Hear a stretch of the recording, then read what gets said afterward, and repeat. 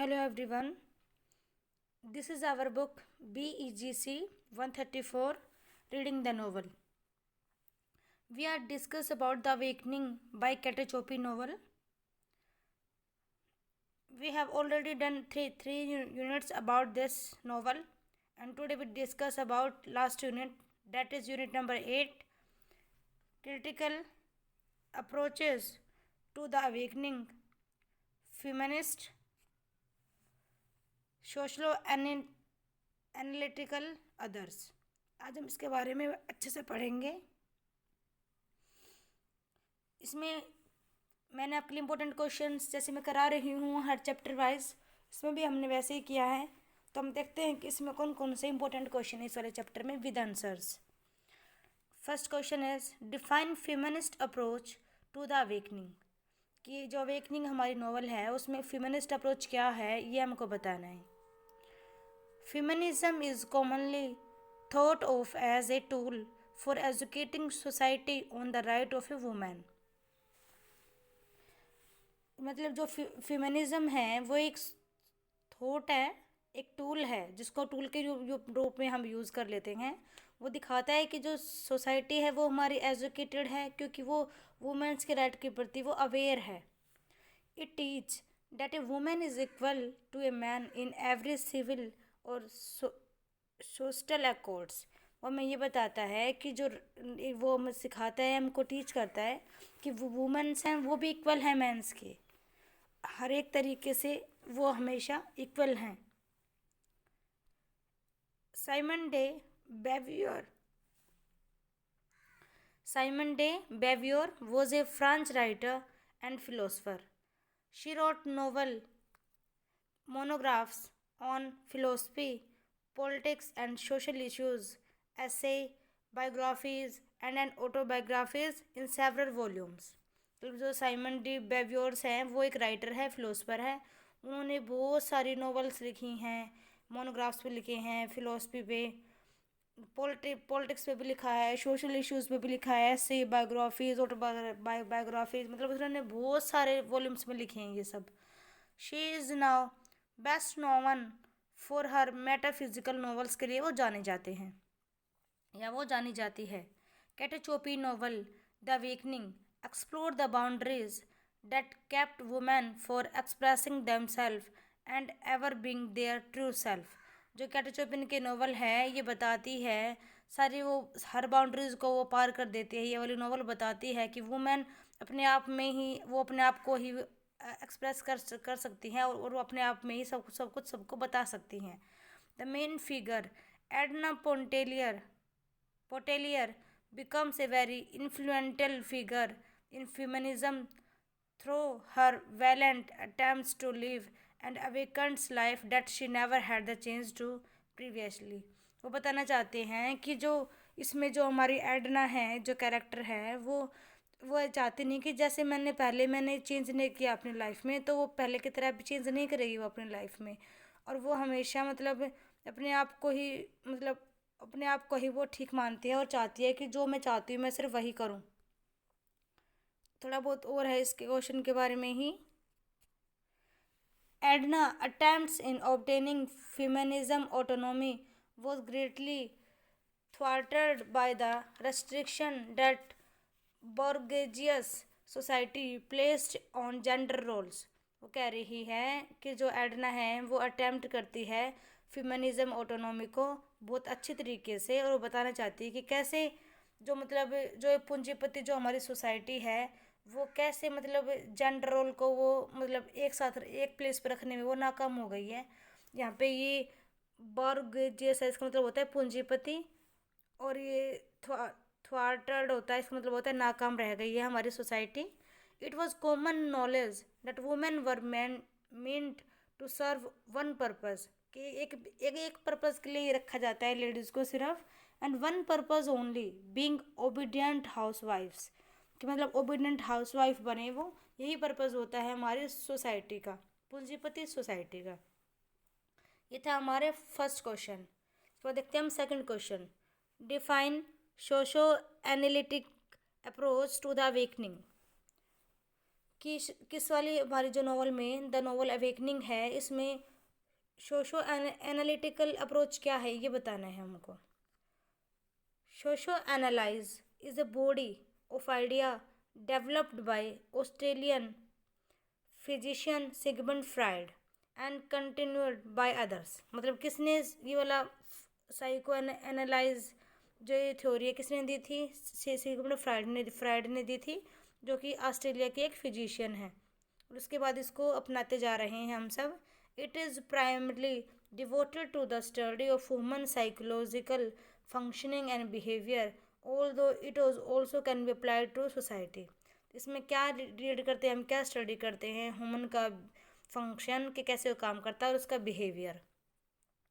Psycho analyse has 3 applications होती हैं इसकी। First, a method of investigation of the mind.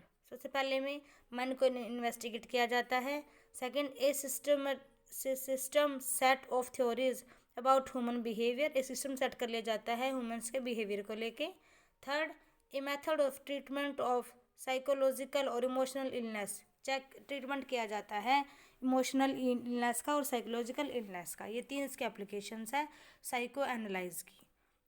The various approaches in treatment called psycho analytic vary as such much as the different theories do. मतलब जब हम various approaches की बात कर देते हैं ट्रीटमेंट में, तो उसको इसी को हम बोल देते हैं साइको एनालिटिक, उसी को हम बोलते हैं।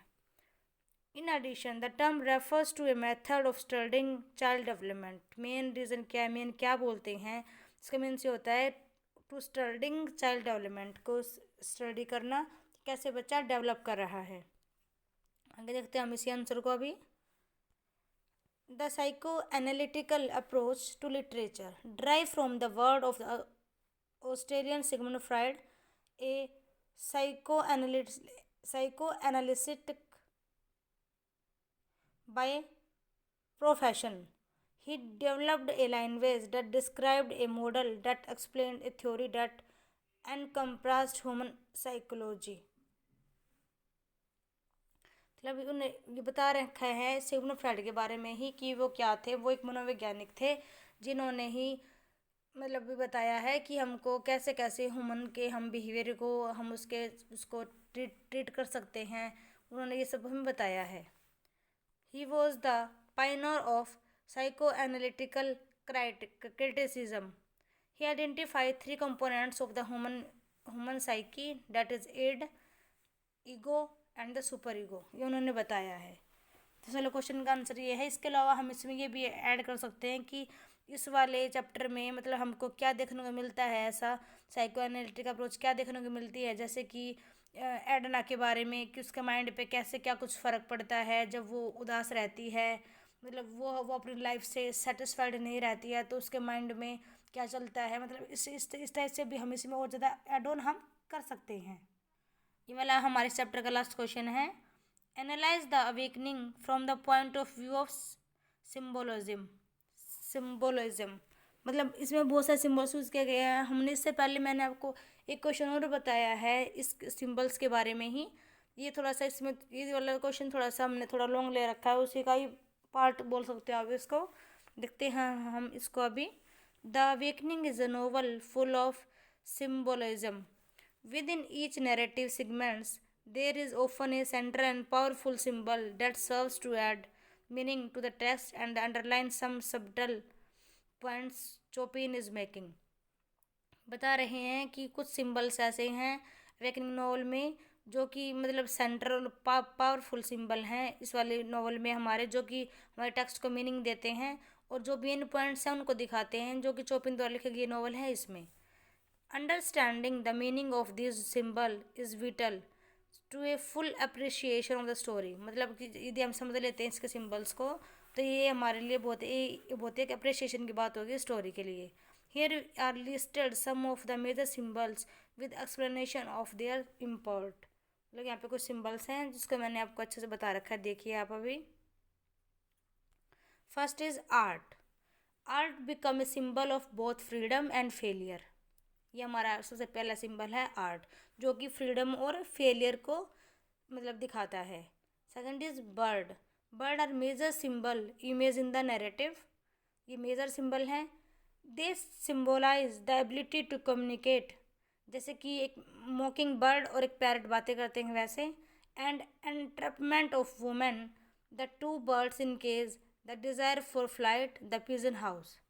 Flight is another symbol associated with bird and act as a stand in for awakening. मतलब बर्ड भी हो गया एक और एक फ्लाइट भी हो गया, ये इसी के अंदर आ जाता है, तो मैंने इसको इसलिए अलग से नहीं लिखा। वैसे हम बोल सकते हैं कि ये 3rd नंबर का है, art, bird and flight. 3rd है clothes. Edna is fully dressed when first introduced. Slowly over the course of the novel, she removed her clothes. These symbolize the shedding of the social societal rules in her life and her growing awakening and stresses her physical and external selves. मतलब starting में तो उन्होंने कपड़े dress up कर रखे थे, पर बाद में वो उतार देती है, वो परेशान हो जाती है हमारे सोसाइटी के रूल से, अपनी लाइफ से, तो वो मतलब जाग जाती है और वो अपने कपड़े उतार देती है और समुद्र में चली जाती है। ये नंबर 4th है हमारा। There are several symbolic meals in the text and each stress mythic accept in the text. बहुत सारे सिम्बल्स है जो फूड से रिलेटेड है, खाने से रिलेटेड है। The meal on the Caminada occurs after she awakens from a fairy tale sleep. The dinner party in the chapter Thursday is viewed by some as a recreation of the Last Supper. बता रखा है कि कैसे कैसे मतलब खाने को उन्होंने एज ए सिम्बल्स यूज़ किया है। उसके बाद ये हमारे 3 सिम्बल्स और बचते हैं, देखते हैं हम। Number 5th is ocean and sea. The ocean is a symbol of both freedom and escape. मतलब यहाँ पे फ्रीडम और एस्केप के लिए यूज़ किया गया ocean. The ocean is also a source of self awareness का भी एक सोर्स है ocean. Number 6th is piano playing. Music and an important symbol in text both Adele and Mele. The piano playing become a symbol of societal rules and regulation. किसको ये show करता है, societal rule को और regulations को। Number 7th is sleep. Sleep is an important symbolic motif running through the novel. बहुत ही important है ये। Sleep is also a means of escape and of repairing her tattered emotions. टूटे हुए emotions को जोड़ने का एक तरीका है sleep. In fairy tales sleep is a key ingredient. मतलब जो स्लीप होता है वो एक की मतलब एक सेंट्रल होता है जो इम्पोर्टेंट होता है। तो ये थी हमारी यूनिट नंबर 8। ये हमारा ब्लॉक जो था द अवेकनिंग बाय कैटा चोपिन कंप्लीट हो जाता है। मैंने आपको इसके मतलब टोटल 4 यूनिट थी। यूनिट 5 से लेके यूनिट 8 तक थी। मैंने आपको सारी करा दी हैं और मैंने सारों में से आपको इम्पोर्टेंट क्वेश्चन बता दिए हैं कि कौन से चैप्टर में से कौन से क्वेश्चन आंसर इम्पोर्टेंट है। मैंने आपको चैप्टर वाइज कराया है। आई होप कि आपके लिए थोड़ा बहुत हेल्पफुल रहेगा, तो आप इसको अच्छे से एक बार कर लेना, आपको इससे बहुत ज़्यादा हेल्प मिलेगी। Thank you everyone.